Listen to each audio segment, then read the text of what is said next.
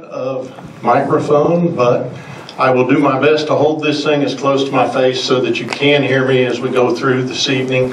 I do welcome you to the campus of Northwestern Technology Center. We are proud to be able to host the event. Northwest Tech is simply providing us with these great accommodations for the event. They're not here to endorse or sponsor anyone in this campaign. So. My name is Scott Brown. I do work here for Northwest Technology Center out of their Fairview campus as a business coordinator. I was contacted by the ladies that helped put this thing together, Danielle and Gigi. So we can thank those two fine ladies. They didn't want to stand up and get in front of a camera or do any of that for you tonight. But those two put this thing together. I am simply a microphone and a mouth. Okay, so that's all Scott Brown is bringing to this is the microphone and the mouth to talk to you a little bit. You do see that this is being streamed live on KALV radio through live stream. Mr. Ben Buckland is down front here to do that for us today. I'm going to see if I can get my clicker running and flip through a few things for you. I do want us to be sure we can attend to some of these rules. As you see in that very first one, because we're live streamed out to the world, let's be responsible with the choice of words and behaviors that we exhibit here tonight, and not just because we're on that FCC regulated stream, but also because we are good people. Okay? The other thing is, we've asked, and I have already asked these two young men that are down front here, be nice. Be nice. And I'm going to ask all of you the same thing. Be nice. Okay? We can have our opinions, we can have our ideas. Let's be nice. All right? We're going to try and do this as quickly as we can. We're going to try and pass through everybody. You're going to see here in the next slide or so a sequence that's going to start. The random order that was assigned for passing through the questions is by alphabetical from the last names. And then, so we will go 1, 2, 3, then we will go 2, 3, 1, 3, 1, 2, and so on. And we will cycle through the questions with the candidates by that last name format. Okay? Anybody have any questions before I start into any more of this? As I mentioned with the box, I hope to get to some open forum questions out here with you. Again, be nice. Okay? All right, so we'll get things started, and by alphabetical last name assignment puts us right off the bat with Mr. Joe Parsons for an introduction from Joe. Joe, have at it. Well, first I'd like to thank everybody for being here tonight. It's great to see a room full of people who truly care about our community, and it really makes me happy as a council member to see so many people out here that care about Alva. I'd also like to thank Mr. Brown and then the ladies that organized this tonight who put all the time into making this event happen, and also Northwest Technology Center for allowing us to have this event here. They are a great asset to our community, and we greatly appreciate them. For those of you who don't know me, my name is Joe Parsons. I've been in Alva all my life. Graduate of Alva High School. I'm employed at Wendy Ford here in Alva, and I'm also very involved at 818 Diner. I'm not going to say employed, but I'm very involved at 818 Diner, and I am very involved in the community. Some of the things that I'm proud of that I do is I'm a member of Bank-It, which is a nonprofit here in Alva that raises funds for different groups and also helps people when they're having a hard time. I'm also a member of the Citizens Advisory Committee for the Bill Johnson's Correctional Center, another great asset to our community. And I will tell you, through my experience being on that advisory committee, if touring that facility, you could really see some lives being changed out there, and it's a great thing that we have here in Alva, Oklahoma. I've been on council for 3 years and also on the airport board, not quite as long, and on the Public Safety Committee, along with some other committees and different service through the city of Alva. But my love and care for Alva didn't start just 3 years ago. It started many, many years ago before I could even legally run for public office. I ran for office my first time at 18, lost by a few votes, But that didn't stop me. From that day on, I was very involved in the city. I went to city council meetings and kept informed and tried to be a positive change for our community. I've always believed that one should be the change they wish to see in the world. And that's what got me into running for public office originally. With my experience as a council member, I truly believe I'll be able to hit the ground day one and get to work. There's not going to be much of a learning curve for me because I'm very familiar with what's going on at the city, and I think that we can really do some great things together. All righty, thank you, Joe. Next up, we'll turn to the screen here. Mr. Ferries is not able to be here with us in person tonight, and unfortunately we are unable to get a link-up situation as he's out, I believe, taking a cruise. So he's not able to be here with us tonight, but we did get at least an introduction and the 5 questions that each of the candidates were provided early on. So we'll hear from Mr. Ferries now. Hello everyone in beautiful Alva, Oklahoma. I am mayoral candidate Brian Ferris.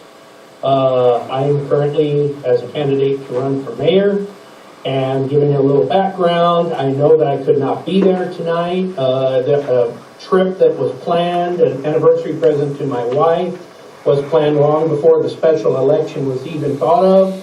So I have to honor my wife's wishes since it was a present.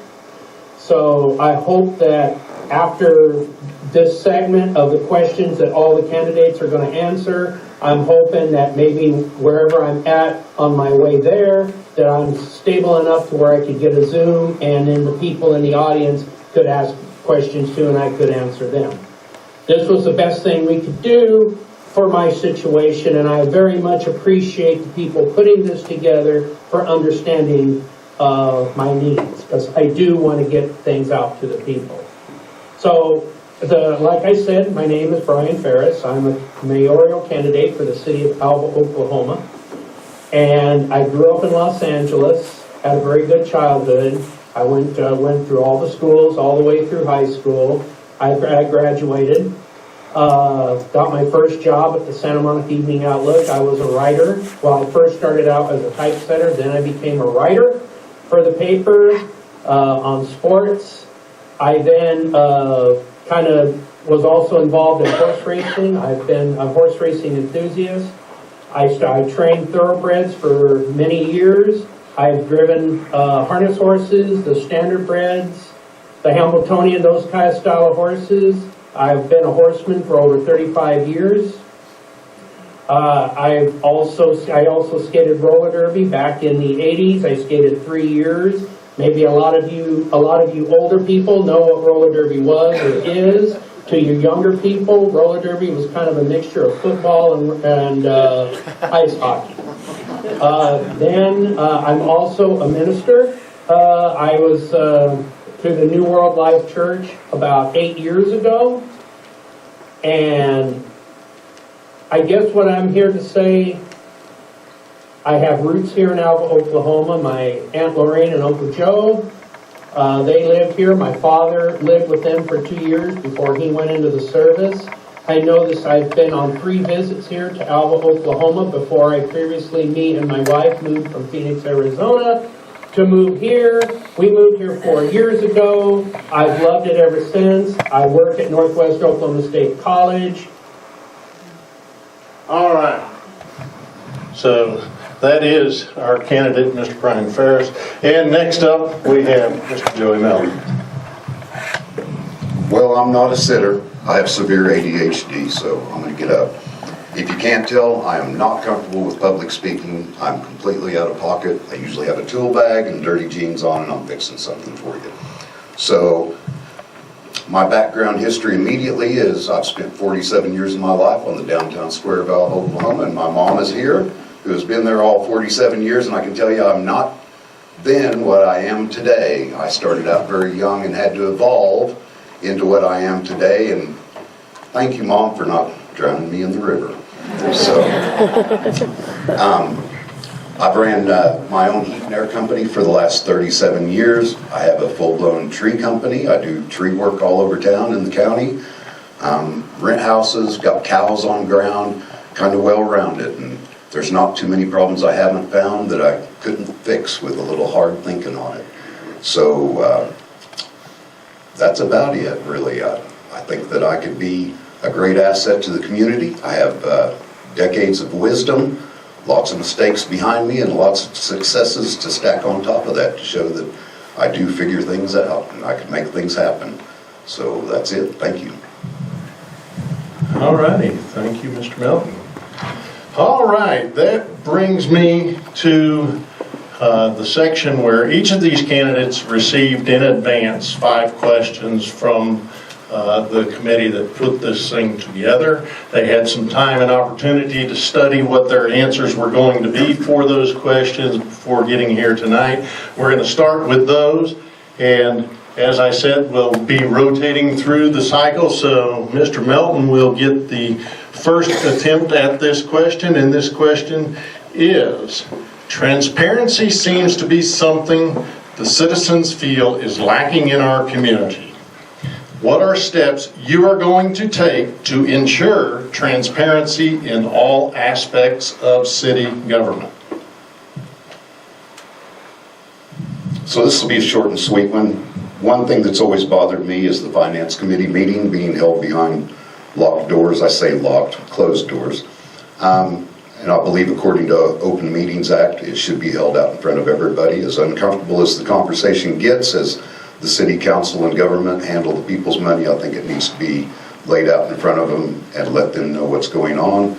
And the other side of the transparency is I believe that the agenda should be put out quite a bit earlier to give the mayor, business manager, city council all time to talk about it. Let the citizens know what's on it in plenty of time so they have concerns, questions, they can get with their representative, and that representative can bring it to the council and it can be a part of the discussion for the forward motion of the city of Alva. All right, thank you, Mr. Melton. Mr. Parsons, you are next. Well, I will say that Mr. Melton's answers both were excellent answers, and I don't disagree with either.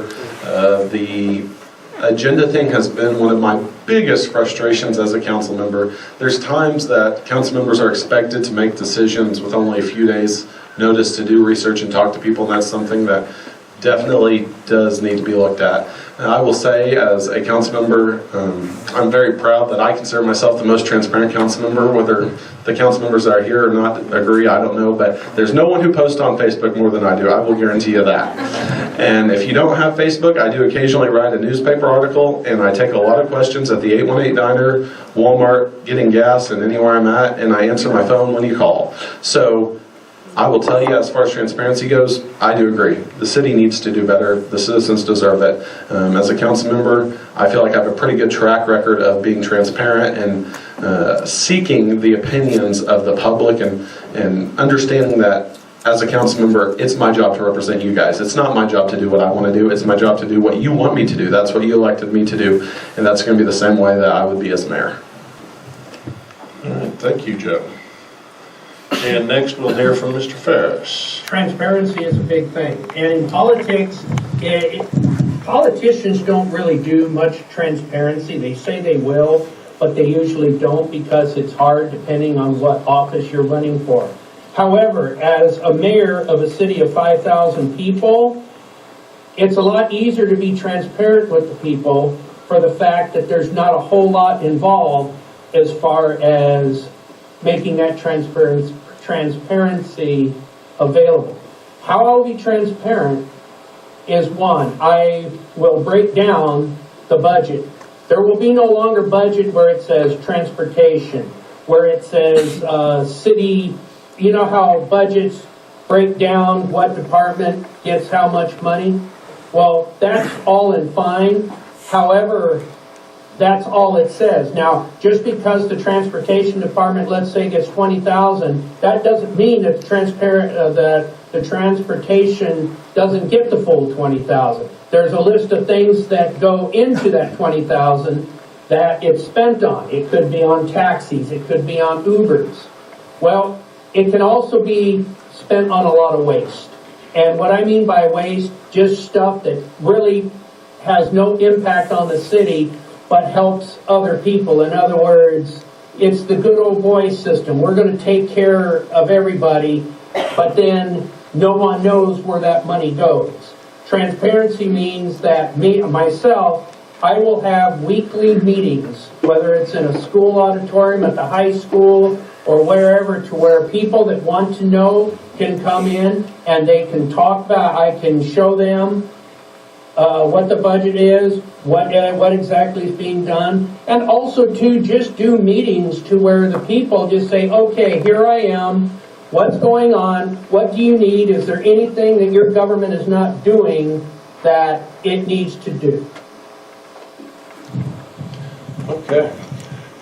Thank you, Mr. Ferris. And moving to the next question. Question 2 is, what is your strategy for remedying Alva's constant water issue and repairing the roads? And that one will go first to Mr. Ferris and hear from him. It's a very simple, easy question. What I want to do, we need a city manager that is absolutely a city manager, not somebody that's in somebody's hip pocket. I realize that in the last 6 years, we've went through apparently 4 city managers. And that is a problem. That's a major problem. That means that too many hands are in the cookie jar. That's why nothing is getting done. Sure, you cannot fix roads until we fix the pipes. And the pipe is a problem. And what we have to do is we've got to go and get us a city manager that will take no bull crap from nobody. He won't be influenced by myself or anybody on the board or anybody else for that matter. I feel that we need to go outside of Oklahoma. I feel that we need to bring somebody that has no ties to this city, that can be an open, objective person and hasn't been bought or isn't part of the system. The reason why this mayor opened up was because Mayor Parker decided to become city manager and opened up the mayoral role. Okay, and then the past administrator, he's getting administrative leave. Okay, why is he doing that? Why are we giving money to a man that's on leave for, obviously, no one wants to tell us the real reason. The people do not know this. They have their suspicions. I want to bring in a city manager that's not going to be dealt with this. He'll stand on his own 2 feet. He'll run the city the way it's supposed to because the city manager basically runs the city. In our portion of our form of government, the mayor is just a turfy. What I want to do is I want to run Alva as a business. I want to put quality people under me and let them do the work and make the city look good, make our city council look good, and make me look good. Okay, next to answer that same question, what is your strategy for remedying Alva's constant water issue and repairing roads? That one goes to you, Mr. Joey Bell. Thank you. Well, when you drive around town, you can see that there's been lots getting done on the water.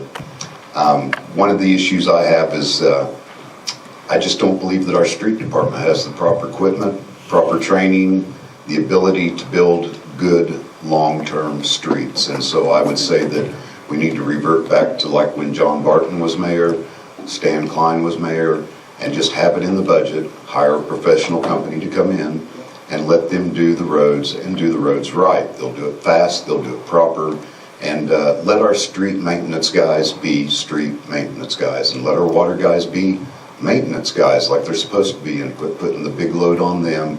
They're kind of overwhelmed, undermanned, and under-equipped, and I think we'd just be better off. I'm not always about shipping jobs out of town, but that is one thing where you are better off bringing in an outside contractor to make the things happen and get it done right and have faith that it's right. And if they do it wrong, then we don't have to pay them. If our own guys do it wrong, we still pay them. We're out the money, but we got a bad job. And so I think we need to kind of outsource some of that. All right, thank you, Mr. Mel. Mr. Parsons, next is you.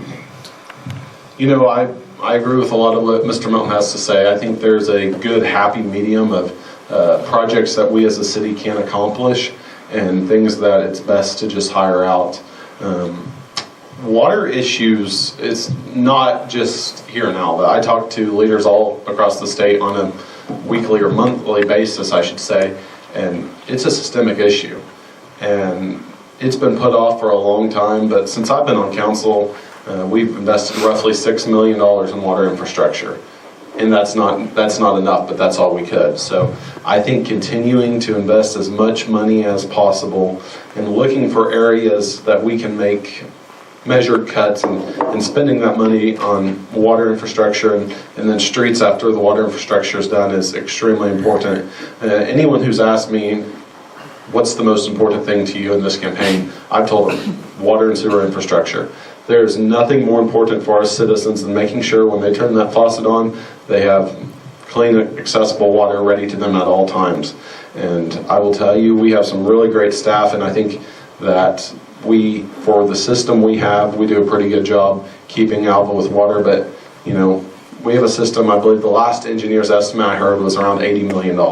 It's not something that's going to happen overnight, but just continuing to steadily work on it is all we can do and all we have been doing. And what I would say we need to continue to do is spend as much money on water infrastructure as possible, and then after we get the water lines from underneath the streets done, go back and do the streets. And I think what Mr. Milton said about hiring professional people to do the streets is absolutely a good idea a lot of the times, because I'd rather spend a little bit of money for something that's going to last 10 years than have to keep replacing them every 2 to 3 years like it seems like we have on some of the projects we've done.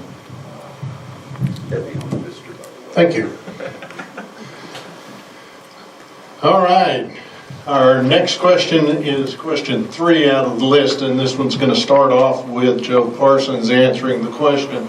As mayor, what tactics will you employ to attract new businesses and build community growth?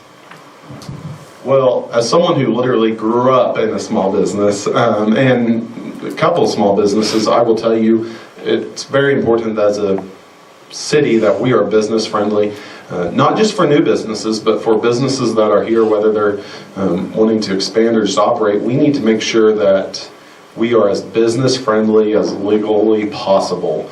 And for that, I'd like to see a committee formed that has people who have had struggles with the city of Alva on different projects to come in and say, why is it like this? And see what we can do to maybe get some things changed to make sure our city is extremely, extremely business friendly and inviting new people here. That's something, since I've been on council, we have hired an economic development consultant that's had meetings with some pretty big businesses to come to Alva.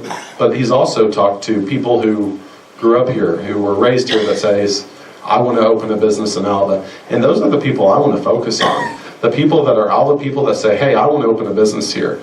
They are going to be more supportive of our community. They're here because they want to be here, and we need to make it as easy as possible for them. Anytime somebody wants to open a business in our community, the attitude at City Hall needs to be, how can we help you?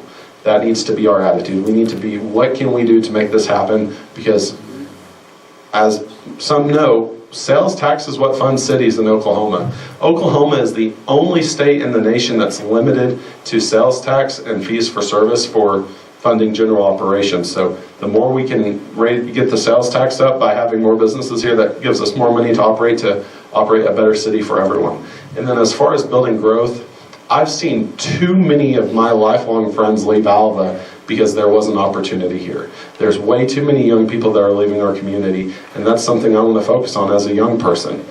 What can we do to keep some of Alva's best and brightest, whether they're graduates from Alva High School, Northwest Tech, or the college here? What can we do to keep Alva's best and brightest in our community and making sure that we have as much opportunity as possible for them? Very good. Thank you, Joe. Next, we'll hear from Mr. Ferris.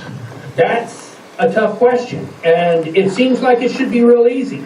Of course, my goal is to bring new businesses and have Alva grow. But I want Alva to grow not in stature and size, like I don't want 10, 15,000 people. I want to keep it at least somewhat small, but make more money generated to where maybe we have enough in our budget to where we can give bonus checks back to older people or people that need help. Come up with programs to help them. But as far as getting new business, we can't get new business into here until we get our old business taken care of. And we've got old business that is not getting taken care of.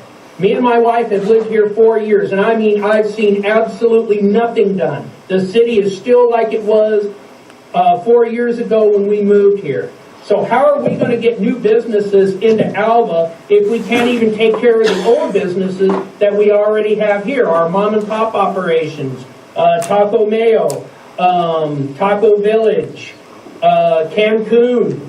Even our gas stations have sometimes grilled food. Yes, I would like to bring plenty. I'd like to bring a Chick-fil-A. I would like to take the bowling alley and find a way to expand it to where it would be a fun place where we could have bowling and pool, all kinds of stuff for our college students. Because you got to remember that college, 8 to 9 months a year, is a big part of the money generated in this city. So we have to make it comfortable for the kids to where they can have some fun and we can keep them off the streets.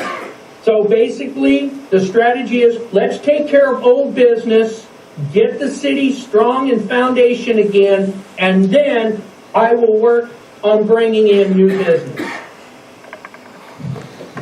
All right. Mr. Melton, as mayor, what tactics will you employ to attract new business and build community growth? Well, the three main focal points on that is our zoning is a complete and total mess and needs to be looked at and reworked to make it more builder friendly.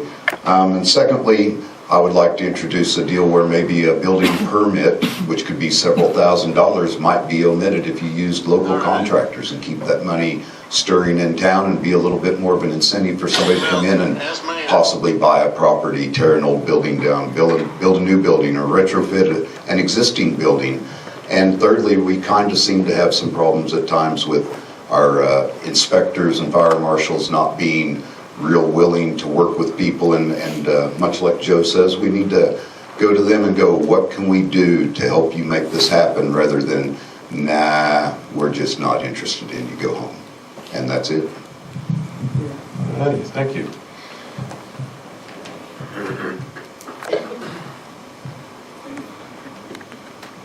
This next question goes right back to you, Joey, and it is, if you become mayor, what is the first thing you will be addressing, and what would be your solution for resolving the issue? Well, that's really kind of just a mirror of number 3, because that's the things I'd like to take care of is zoning, and we need to propagate some new businesses. And as far as doing that, that's kind of out of my hands. I can help get it put on the agenda, but from there, I think you see some city council members around here. Those are the people you need to look at and talk to and voice your concerns to, because they're the ones that make the vote and make it happen. All righty, thank you. Mr. Parsons, if you become mayor, what is the first thing you will be addressing, and what would be your solution to resolving the issue? I will say, as a council member, something that I've seen the past 3 years that has me very frustrated is, our city, I would say we're pretty reactive whenever there is a problem, but our city as a whole is not very proactive. We have to have better planning. Being the youngest person in this race by probably close to 4 decades, I'm going to say that the decisions that are made today are going to affect me and my generation a lot longer than my opponents.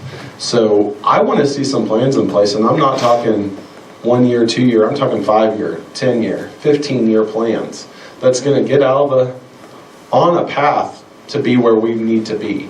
And I really want to do that in a way that has not been done in the past.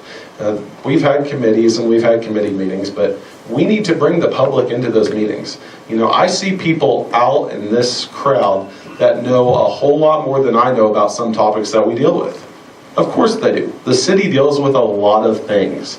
And I want to use every single person in our town that wants to be involved, that has expertise, to help develop this plan for whether it's economic development, water and sewer, streets and alley. So I think getting some good committees going with some dedicated citizens that want to see our community grow and change in a positive direction is going to be something that I'm going to do month one, is figure out the committees that we need, find the people that want to serve, and get started on a plan so we can get to work to make Alva the best city it can be. All right, thank you. And Mr. Ferris. Well, that goes back to number 2. So I'm gonna step back and I'm gonna relay on question 2. The first thing I gotta do, first thing is we gotta get a city manager. I mean, that's day one. We have got to immediately go out there and get a strong city manager, even if we have to pay a little bit of money. And then that city manager will have his responsibilities. He will be in charge of everything that goes on in the city. Now, what I have to do, first thing, I'm going to get him on the water system. We're going to figure out a way to get them pipes. He's going to go ahead and start looking for contractors or ways that we have to do it. What is my job as mayor? I've got to use my God-given talent of being able to sell ice to the Eskimos, which means I've got to go out there and I've got to go to Governor Stitt and I got to tell him, I says, Mr. Stitt, I need all the programs that our city is eligible for either grants, low-cost loans, whatever I need. It's my job to go out and get my city manager the money he needs to fix the roads and the water. Water comes first, the roads will be second. That has to be taken care of. Every city needs water. We can't have pipes popping and bursting because it costs us more money in the long run, and you can't have people in the city of Alva, Oklahoma without water. So my first strategy is to get a city manager, go out and get the money that I need to give to him to get the roads and everything fixed. And then once we get that established, then we work on other stuff. Okay. Our final question of the pre-printed format for us tonight is, from all former mayors, what aspects of their leadership would you like to keep and incorporate into your own style? And that begins with Mr. Ferris. The only mayor I know is Mayor Parker, and I can only go off of what I've heard of hearsay. I am my own man. I believe in my own system, and I don't mean to sound cocky, but I am. I march to the beat of my own drum. I don't take anybody else's ways of how they do things. I run things the way I want to run them. That's how I was taught as a child, to always be upfront, forward, and honest with the public. And that's what I will do to the city of Alva. I will run Alva as a business. I will run it successfully. The city council will be with me. I don't want robots on the city council. I want this to be a democracy. I want this to be like a boardroom. Like, I'm the CEO and the city council is my board. All right? If they have a problem, or if they're not agreeing with something I want, then please speak your mind and let me know. Because that's what I want. That's transparency in itself too. That you don't have a bunch of yes men. That's what we have right now. I'm not being ignorant, or I'm not being cruel. Okay. Mr. Melton, you get that same question next, and that question is again, from all former mayors, what aspects of their leadership would you like to keep and incorporate into your own style? Well, really the only former mayor that I've talked to recently was Stan Klein. I did have a conversation with John Barton 30 years ago on a service call and garnered some good stuff from him. But when I went and talked to Stan the other day, they did get the agenda out much sooner. They would talk to the councilmen a couple at a time so they weren't violating OMA rules, and they would really get that information out there and get it to the public, or those in the council could go out and talk to the public. Other than that, I'm bringing you 4 decades of business experience. That's what I do. I'm kind of used to getting jobs. I'm used to telling crews what to do, taking their input, and I'm offering my abilities to the city of Alva if you wish to have me. Thank you. Mr. Parsons.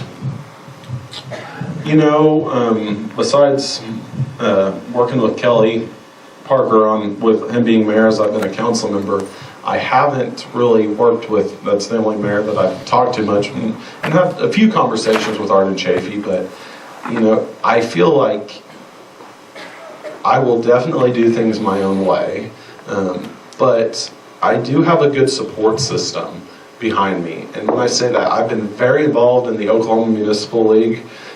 Any type of training that I can go to learn about how to be a better elected official, I am there and I'm on the front row. Because I know that I don't know the answer to everything. And I'm also not afraid to pick up the phone and call someone who does whenever I need to. I know mayors from across the state, you know, Mayor Poto, Scotty White, Mayor Wilperton, Lauren Mays, Mayor Guyman, Kim Peterson. That's just 3 out of probably a dozen that I talk to multiple times a year. And we talk about what's working good in their community, what's not working good in their community. And those are the people that I will rely on with questions, and obviously Mayor Parker as well, but just to see what works good outside of Alva, because there's things that they're doing that I think, wow, we need to do that here. And I've also seen things that they've done and think, well, I'm glad we didn't do that here. So just having the resources of the people across the state that I've got to be good friends with that are in municipal government, I think will really help me in this position. All right, thank you. That is the end of the first section of this thing this evening. As I said, those 5 questions I had some opportunity to see and understand before they were asked to answer those. The rest of the questions that we've got coming this evening are those that were submitted through the online forum, as well as those that were dropped into the box as we came in this evening. And I'm going to just basically go down the list. There are 10 questions here for the 2 candidates that are here with us this evening to answer. And then there are 3 questions for Mr. Parsons and 2 questions that were specific to Mr. Melton. Again, Scott Brown is a mouth and a mic. Okay? A mouth and a mic. So, let's see, where did we end? We ended with Joe, so we will be starting with Joe, right? That's Joey. We're going to start with Joe, Mr. Melt, and the question is, when you think, or what do you think the role of the mayor of Alva consists of? Well, when you read Title 11, it's pretty clear on that. The mayor is the CEO. The mayor holds no vote and no true authoritative power, but we do have a lot of influence, and so we kind of influence the council, leave it to them to make the final decision, but it is up to us to kind of guide the city in the direction that we feel and the citizens feel that the city needs to go. Very good, thank you. And the same question to you, Mr. Parsons. What do you think the role of the mayor of Alva consists of? You know, Alva is a statutory aldermanic city, meaning that, as Joey said, the mayor is the CEO. In most statutory aldermanic cities across Oklahoma, they don't have city managers. The mayor is the guy who's there every single day, making the decisions and running the city. Alva's ran a little bit different. It's kind of a blurred system and between 2 forms of government. We are an aldermanic form of government that chooses to have a city manager. The role of the mayor in Alva is obviously the agenda, working with the budget, working with department heads, and those are all the things that I'm going to do. I plan to put a lot of time into it and spend quite a bit of time at City Hall. I know the city employees over here may be thinking, oh no, Joe's going to be there more. But I'm going to put the time into it because you have to do a good job. Something else I want to talk a little bit about when we're talking the role of mayor in Alva.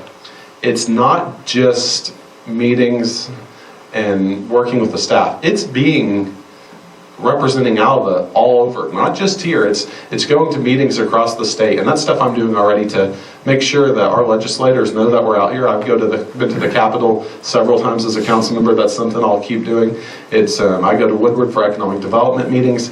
That, I believe, is a big part of the role of mayor, and also just being a welcoming person in Alva, and that's something I try to do already, and I think we have a lot of great friendly people, but just being there to welcome people to Alva and just being the friendliest person in the community, I think that's what the mayor really should be. Something else that I want to just touch on, as I told you, that's kind of a blurred system. Eventually, I would like to see Alva look at a form of government change. The aldermanic form of government is outdated and it does not fit our community at all. And that's something I'll talk about more later, but it's something I would really like to see, because as statute is wrote now, the mayor can do about everything the city manager does, but we just haven't done it in what I'm going to call modern Alva history. Thank you. Next question, going right back to you, Mr. Parsons. What would you plan to do about the city spending money on things we do not need or cannot afford? An example listed here is $11,000 spent toward Christmas lights. You know, that's a hard question, because Christmas lights are something I love. I absolutely love Christmas. I do a free Christmas dinner with my brother every year, and that's my favorite holiday ever. But at the end of the day, there are certain things that we don't need to be spending your taxpayer dollars on. I think there's a way to get Christmas lights up in Alva without using any money out of the city's budget. I think if we did a little bit of fundraising and talked to a few people, we would still have those Christmas lights. It'll take a little bit of time, so I'm not going to sit here and say that as mayor I'm going to get rid of Christmas lights in Alva, because I'm not going to, but I will look for an alternative way to keep Christmas lights that doesn't necessarily impact the city's budget. I'd also like to point out, just for those who are not aware of this, items such as Christmas lights, as a council member, that's not something the council member votes on. That's underneath the city, that's the city business manager spending on it. That's something that's just done. If that came to council for a vote, I would not vote to use your taxpayer dollars for Christmas lights. Thank you. Would you like me to repeat that one for you, Mr. Melton, or you got it? Yeah, I'm in my 60s. I have short 4 decades difference, I'm telling you, huh? Okay. Oh, here.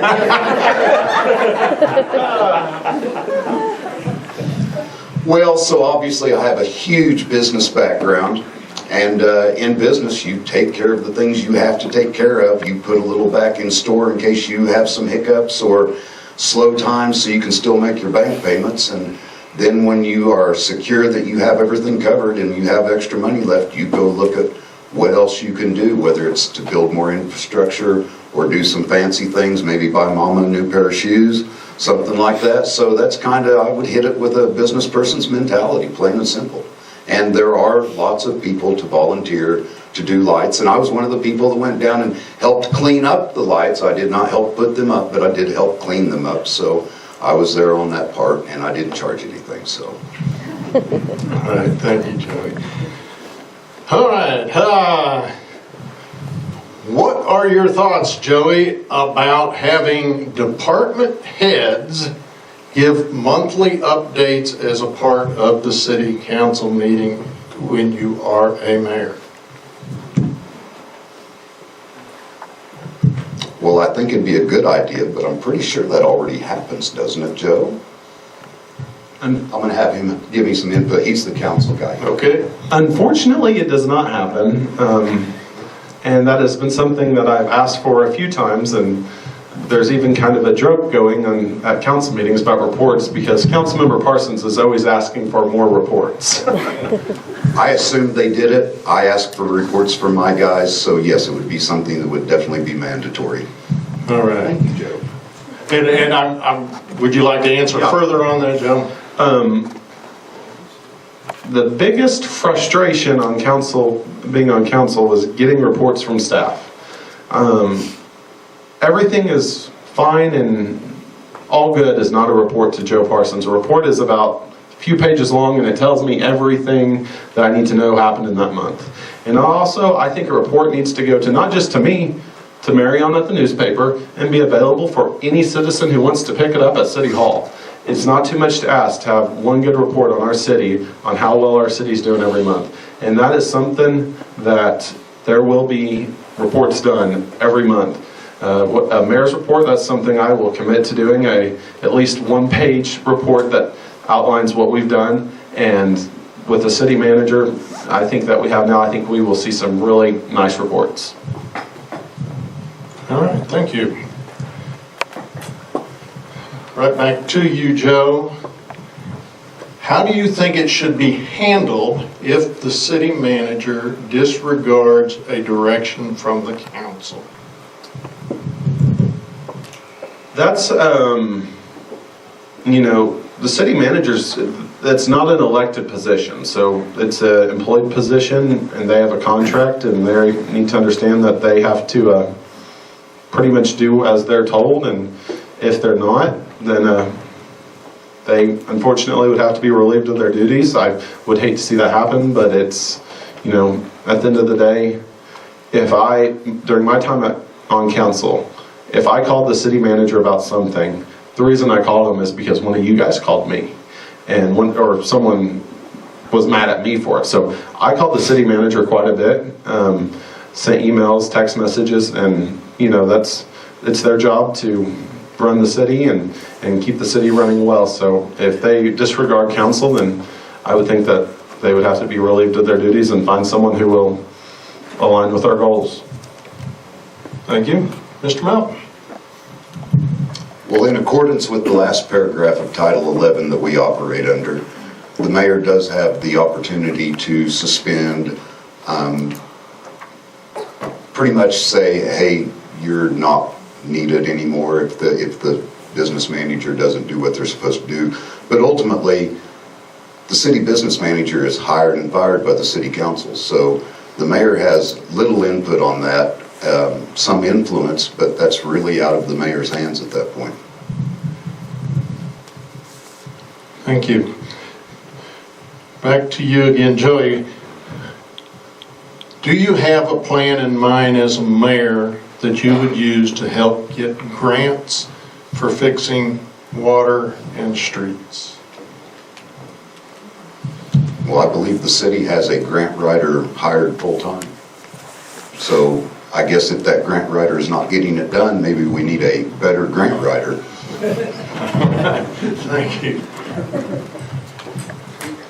Joe? Yes, we do have a grant writer full-time. Dr. Wydick, I'm going to ask her to stand up, please, or wave her hand. Dr. Wydick has gotten well over $1 million worth of grants. I got a total the other day, $3 million in grants. So for that's free money for Alva. I'm going to ask the crowd to give her a round of applause because she's got in our community $3 million. So we're working on grants all the time. We have a full-time grant writer, and whenever I go to events for the municipal league or meetings with area leaders, and I tell them that as a town of 5,000, we have a full-time grant writer, they are always shocked. How do you afford to pay one? How can you do this? And then the next time I say, well, we've gotten $3 million worth of grants, say, how can you not afford to? So we're very fortunate to have a talented grant writer that does a lot for the city, and just have her keep working and keep searching and finding grants that are going to help our community. All right, thank you. Next question, Joe. Many residents are concerned about the lack of consistent code enforcement in our town. There are properties with excessive junk, abandoned buildings, and visible disrepair that affect quality of life for residents and the way our town is perceived by visitors. If elected, what specific steps would you take to improve code enforcement, and how would you balance accountability with fairness for property owners? I think community beautification is very important. People should take pride in their property, protecting property values. I've worked in real estate, still have an active real estate license. It's important that we keep our city looking clean. it's important that when somebody comes to town and they're trying to decide if they want to move to Alva, that we give off a great appearance, because it's a great place. It truly is a great place to live, but there's areas that do need a little bit of work. I think that's something that we need to look at our codes and make sure that they're being enforced. But I will say there is a lot of codes on our books that, you know, the fine for say a broken window or something may be several $100s, $400 or $500 on some of these fines. You know, I've had the idea to, you know, absolutely we can fine people for this stuff, but make it $5, make it small, make it where they're just going to have to go down to City Hall and pay it. You know, make it more of an inconvenience. And then after we've given them an abundance of time to fix the issue, then take it another step up. Because, you know, I don't want to go after anybody's property. You know, I believe in property ownership and that you have the right to own property. But at the end of the day, if it starts affecting others, that's when it's time for the city to step in and make sure that it's not affecting others. So, Thank you. Joe? Well, I've got to agree with that.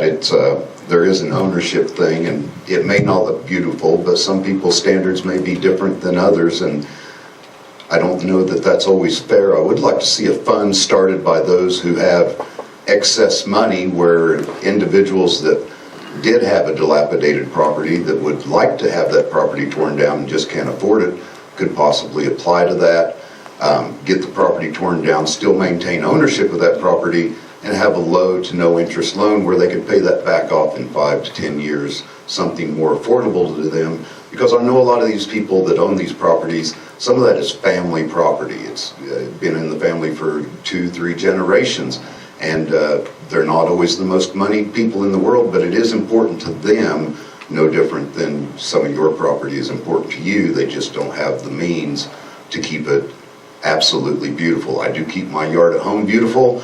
I own a couple of those properties that probably fall in that. So, and I'm not a rich guy, so if somebody wants to put up a whole bunch of money where I could borrow some low interest, I'd love to. I'll tear the 2 houses down and we'll go from there.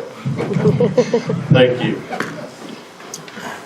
Right back to you, Joey. Before you sit back down, I tried to get that question started so you didn't sit in between it. It's a lot of up and down here. But if you are successful, or pardon me, if you are unsuccessful in this election, how do you plan to be involved and make a difference in the community? Well, I'll go back to doing what I do. I'll continue keeping people cool in the summer, hot in the winter, and when asked to volunteer, whether it be taking banners down from the square or whatever it is that people come to me and need my help with, I'm going to continue to be that person that people can rely on to come and take care of their needs. Thank you. Joe? you know, I was very involved in the community before I was elected to council, and if I am unsuccessful in this, I will still be a council member, and I'll still be the person that you can call with questions, concerns, complaints, and I'll still be working for you guys in that manner, and I'll still be doing all the public service and involved with the groups I currently am. All right. This next question is one that I think is probably one of my favorites. Joe, what is one quality about your opponents that you like? That is a great question, because at the end of the day, we all want the same thing. We want Alva to be the best place it can be. And we all love Alva enough that we decided to throw our name in the hat. I will say I think Mr. Melton's a very hard worker. I don't know him really well, but I've seen him around our community since I was young, and I do believe he is a very hard worker, and I respect him for that. So Mr. Ferries, I think, has a lot of enthusiasm. He's very, very excited, and I think that's a good thing for him, to be excited, and that's probably what I would say. Well, I can say I'm a little jealous. Joe has youth. That's gone for me. He definitely has a vim and vigor and fire for this town, without a doubt. You have a hard time finding anybody that loves this town more or goes at it more. enthusiastically, and I wished I had that kind of time and that kind of energy left, but at the end of the day, I've got kids and grandkids and businesses and cows, and some of that's taken up with that. And so, but I still love my town. It's very important to me. I grew up in the 400 block of Barnes Street, and nothing means more to me than continuing to be right there until hopefully I'll make it to my mom's age someday and still right there on the square being who I am. All right, thank you. And I'm gonna skip down another question here in respect to the time that we have. And the next one I'm going to ask you is, what is one quality that makes you the best choice? You're asking me? Starting with you, sir. Oh, Yes. Well, it's age. I hate to, take advantage of my opponent's youth and inexperience, but he's youthful and somewhat inexperienced, and I have decades of wisdom and trial and error and successes, and I think I have a lot to bring to the table to further the city in some very positive ways with a unique skill set. I would say age. And the reason I'm going to say that is, the decisions that are being made today are going to affect my generation and myself for a long time. And I'm very invested in Alva, I want this to be the place that I raise a family, that I eventually open businesses. I think that it's good to have fresh blood and young people in. And I'm going to tell you, I encourage younger people to get involved in their community every single day. But I also am going to say this. If there was any other 23-year-old running for mayor, I wouldn't vote for him. So I understand what Mr. Mellon says. All righty. That is the list of questions that we had for the two candidates. These next series of questions do get a little bit, I think, from my perspective, a little more challenging to the individual candidates. And I'm going to volley these back and forth. There are 3 here for Joe and 2 here for Joey. So Joe, I'm going to start with you with the first question that says, you are currently on the city council and things have not improved. How will being mayor enable you to do more than you are doing as a city councilman?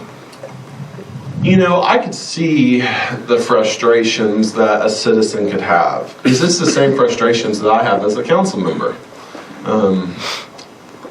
But I'm going to disagree that things haven't improved. I think our city is definitely heading in a better direction than we were 3 years ago. You look at, just go downtown, and I'm not going to even say that. I should not even really taking credit for this. But I'm going to say, our city is heading in a better direction than I felt it was before I got on council. And that is a perfectly good question. One of the things that is the main reason why I'm running for mayor is so I could be a better mayor for the city council members than what I've had as a council member. I am not going to ask people to make rush decisions. I'm going to provide them with all the information. I'm going to invite the public to the meetings, and those are some really important things that I feel maybe haven't been done to the standard that I would like to see them done. Thank you, Joe. Joey, as a long-term resident and business owner in Alva, what aspects of our community do you believe require further attention and improvement, and what potential approaches might be considered to address them? Well, this will come from my time on city council 10 years ago and kind of what got me where I am today running for mayor is we seem to have a lot of armchair warriors, people that like to complain, but if you went to every single city council meeting, you would probably never see them there. And I think there's a great gap between city government and citizens. And I think that a lot more can be done to close that gap and get citizens involved and feel like their involvement matters. And there's a lot of things to do in that, a lot of things that would have to be passed by the city attorney to make sure they follow OMA rules, so I'd hate to bring up any suggestions, but I think there's a lot of improvement to be made to make the citizens far more involved in the city council, because the city council does get a lot of heat, but I don't see them getting a lot of input, and sometimes a lot of weight is put on their backs to make decisions, and when they make a mistake, and everybody makes them, they pick up a lot of heat with not enough input to make good decisions from the people that are complaining. Thank you. Back to you, Joe. Going right back to age, you're relatively younger than the other candidates. Some might view that as a potential disadvantage. Could you share your perspective on how your age, and you may have already spoken to this, might actually be an asset? Like I said, I have a lot of years ahead of me in this community, and that every day when I wake up, that's, one of my driving forces that makes me want to make this place the best place it can be for me and everyone. But it's, I'm going to tell you right now, things are, in 70 years, when I hope that I am sitting on the front row of this building listening to another young person who's running for mayor, I hope I can sit there and say I've done everything I can to make this city the best place it can be. And I would welcome any questions for people after if they want to talk to me about my views on stuff with the city. But I'm going to tell you right now, the past 3 years, when someone needed something done or they needed help with something city related, I wasn't too young to help them. Thank you. Joey, based on some social media comments from you, there appears there may be disagreement with the newly hired city manager and council. Will you be able to work alongside them in a positive manner? Well, that's funny that came up, because actually today I was down pulling a permit at City Hall. Kelly Parker, our soon-to-be city business manager, was there, and I stepped in and we had conversation, and I did make the point that, when I did the big Bank Central job, did all the heat and air there, I had to work side by side with people that I thought were true SOBs. Not that I think Kelly is one, but I had to work with people that I did not see eye to eye with. But still, you have to make some amends. You have to get to the end of the day. You have to get to the paycheck. And so as a professional contractor, you don't always have to see eye to eye with the people that you rub elbows with, but you do have to make things work and get to the end of the job. Thank you. Joe, final question to you, and then I've got a few more that came in through the box for you guys. How will you spend your time, how will your time spent as an active city council member benefit you if you are elected mayor? From day one after the election, I'm ready to go. There's no learning curve. I know every single one of the council members really well, and I work very well with all of them. And I think that is very, very important for our mayor to not only work well with the council members, but to know them. Because that's what it takes to get stuff done. As a mayor, if you don't have the council support, you can't get anything done. That's what it takes. And I truly believe that my relationship with the council members and serving with them is going to help me be a successful mayor. And also just being familiar with the stuff that the city's doing now and being able to step into those shoes and go to work day one and not really have any time to learn what it is being mayor, because being on council's similar, and I know what's going on with the city. All right, thank you.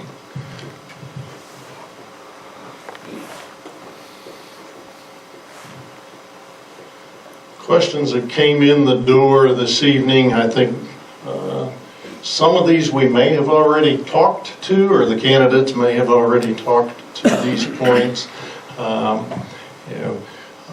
One of them for both of you to contend with is, do you think Alva should consider changing its form of government and become a council without wards, but 5 elected members from within the city limits. Who wants to jump up and down and take that one first? Joe. It's up to you, Go for it. Go right ahead. Yes, I think we need to change our form of government. No, I don't think we need to do that. There's different forms of government by Oklahoma state law. City manager is probably going to be the most common, a city manager form of government. That does not fit Alva either. Currently, we're an aldermanic. I think we need to be a charter city. A charter city is where we bring our community together and we write what form of government we want to be as the charter. So we don't have to go off of one of the options the state gives us. We let our citizens have input and decide what form of government we are on. To do that, it'll require a vote of the people, and it'll be a long process. There'll be many meetings and public input sessions. I don't think that's something that's going to be accomplished immediately, but I think we do need to be looking at doing that because I think it would definitely be better for the city to decide what we want as a community for our form of government. Well, not being a politician, I'm really unversed on that. I have had conversation with a couple of people that did say that a charter such style of government would be a better deal. I would have to kind of believe that because I have faith in the people that said it. It is it could be like a 2-year process, and ultimately it's a vote of the people. So what do the people want? That's a deal. It's not what the mayor wants. What do the people want? Thank you. You answered a version of this, but I'm going to go ahead and ask, since somebody in the crowd here tonight dropped this in the box. Joey, I'll begin with you. If you were elected mayor, what would be your first priority? One more time. Well, definitely get sworn in. That would be a good start. And past that, I need to make connections with all the council members. I would make Joe a great mayor. He'd be a great council person. I'd be his mayor, and I'd be awesome at it. And he'd love me to pieces, as well as everybody else. I think we need to have conversation about getting the finance committee meeting out front. We need to start looking at the agenda, getting it formed earlier, getting it out, just several things. It's going to take a minute. Like Joe says, he can pretty much hit the ground running. Me, not so much. I got a little bit of a limp in my left leg, so I do semicircles. But I'll catch up. Don't worry. And just start getting things going for the benefit of the city of Alva. Well, when Mr. Mellon said that as a council member I would love him as a mayor, it just made me smile and made me think, either way, absolutely I could work with the man, because I can work with anybody, and I think that's one of my skills. But I will say, a plan. We got to get a plan in place, and we need a plan for water and streets and economic development. I put out a Facebook post about those things, and being business friendly, I would absolutely love to call on the business professionals of our community, the people who are in the trades, to work on that plan to make sure that Alva is as business friendly as possible.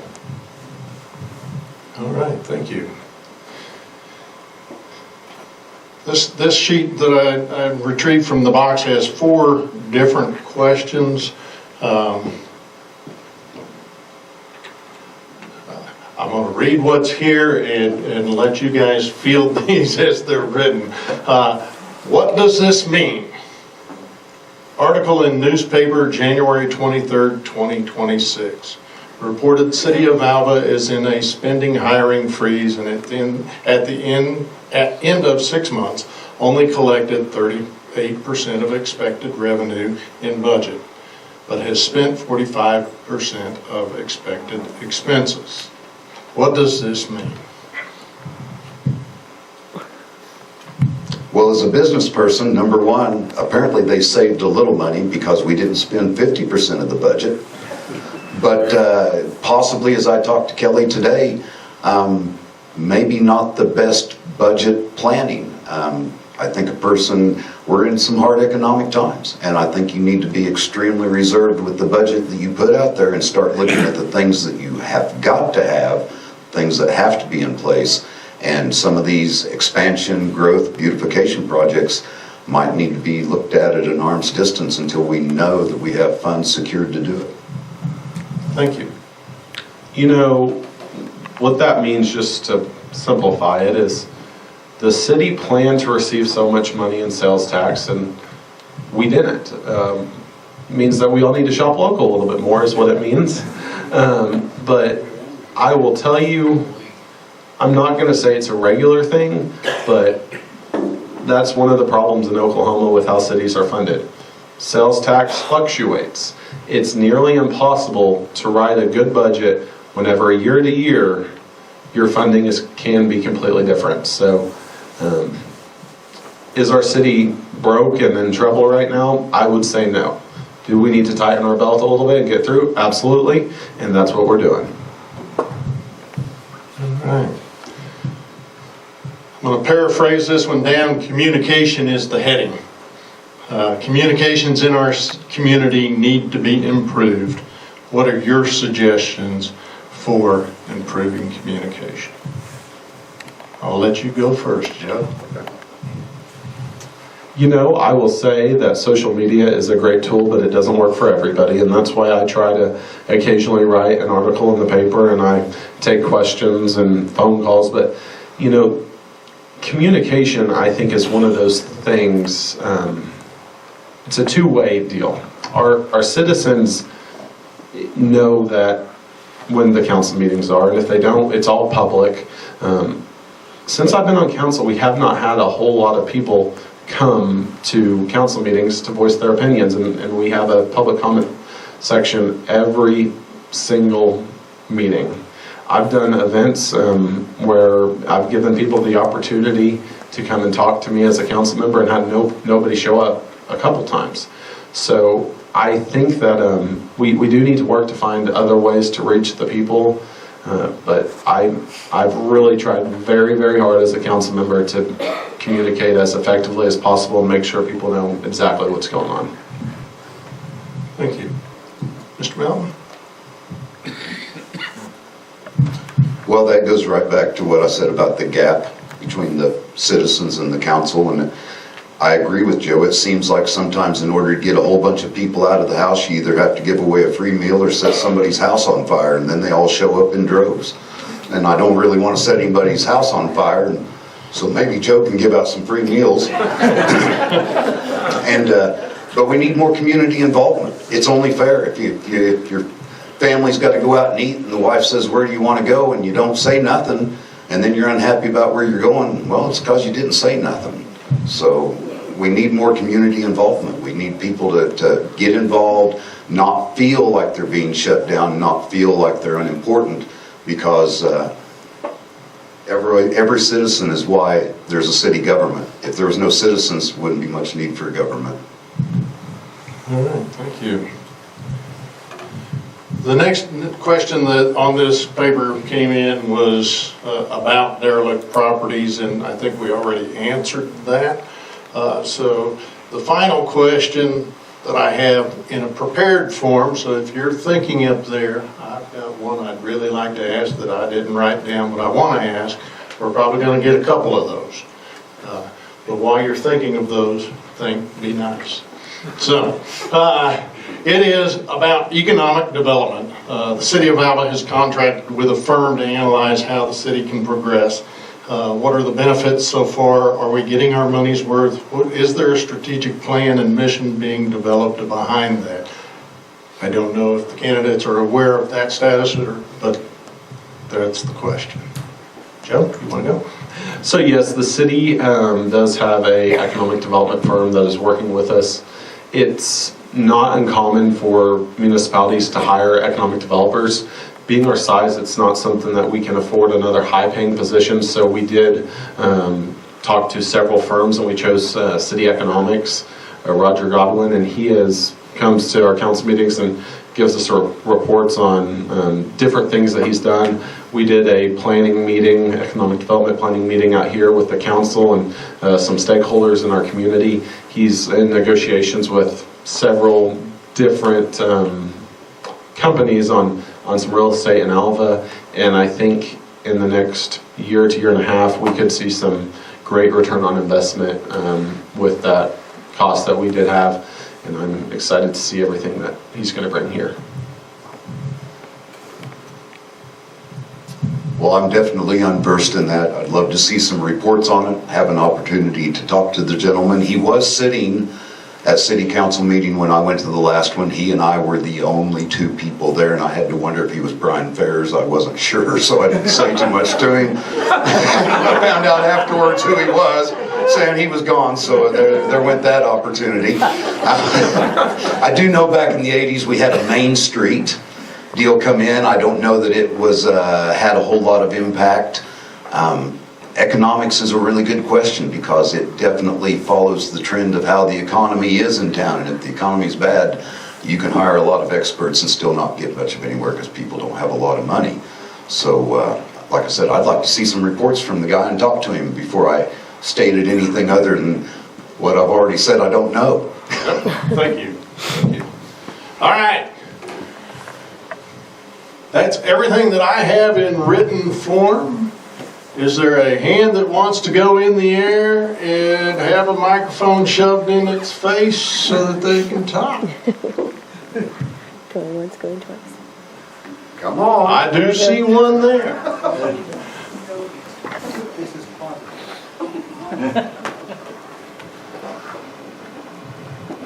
So I am actually older than Joey. I don't do Facebook. There's a lot of ways to communicate. I've gone to city council where there's 2 or 3 people, and then everyone will be keyboard warriors and bitch about everything. There's a couple of things that you should consider. One's called Textcaster or an email group if you want to sign up to get information. Also, we do have a Alva page, and we used to get notifications like when the water's out.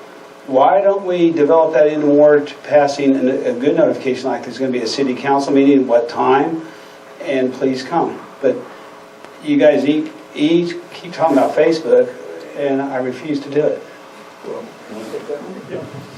All right, Joey, you want it first. Here we go. Well, Facebook's easier to open up on my phone than my email. I don't really look at email much, and if you look at my Gray Dog Mechanical on Facebook, I don't Facebook much either. I did my Facebook for Joey Melton for mayor because it seemed to me like the easiest, fastest way to get information out to the people. But I do like your idea, John, and I will say that the last time that I went to at least the city's web page, it's extremely incomplete as far as how to get a hold of your council rep. There's a beautiful picture of Greg Bowman on there that I used to chase animals out of my garden. And but yes, I think that we do need to develop a page where somebody could go in and look at it, and it would be a great place to post the agenda early so people could look on there and go, okay, here's our agenda. Oh, wait a minute, we've got this going on. I don't like that. Maybe I need to get a hold of my council person who is this person, and here's their contact info, and give them a call and say, hey, I don't like what you guys are doing. So it's a great idea. I agree 100%. The city app, if you guys have not downloaded the city app, City of Alva, I recommend downloading it. It's great for information and notifications. We use it quite often to put information out. I think it should be used more on the agenda side. That's a great point. Our city website is a little bit out of date. I've talked to people at the city hall, and they're working on it, actively working on it. In fact, the other day, our library director, who's helped take that on, called me and said, hey Joe, I need a bio and some information for your city council, for the council page. So I know it's being worked on, but it definitely could be a little bit better. I agree. Thank you. Okay. One quick follow-up here. So you just mentioned something about pulling information, and a lot of people, if I have to go to a web page to look for stuff, I won't. You know, it's kind of like if you go to Google, you're going to look at the first 2 and you don't go to page 2. So a push notification is much more effective than a pulling off a web page. I'm just going to tell you that. Okay. So $5 would you get on Facebook? Joe and I put $2.50 in a piece and pay you $5 to get on Facebook. All right, looking around the room here. Anybody else have anything? Going once, going twice. I found a bidder. Hang on just one moment.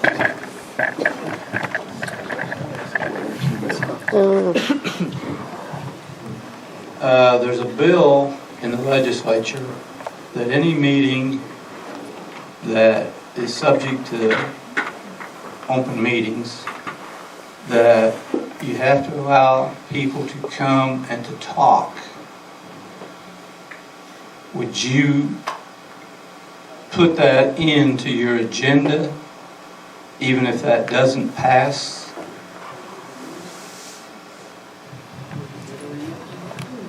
On city council, it's already there. I mean, there's public comment already. I will say that That's not it. public, I can tell you a little story. You guys don't go back anything before Kelly Parker. And Kelly really didn't have much experience when he took over. And that public comment that he allows, that was at the bottom of the deal, was sort of like Jewel Redu to come and say, hey, we got weeds in the streets. And it was something that was just like it says also for councilmen to comment. Things that aren't on the agenda. But you really don't allow people to talk on the things that are on the agenda. And a lot of people have quit coming because of that. I can speak to that as well from my time serving on the city council. That concept of the public comment came in early in my term on the city council and became the final item on the agenda.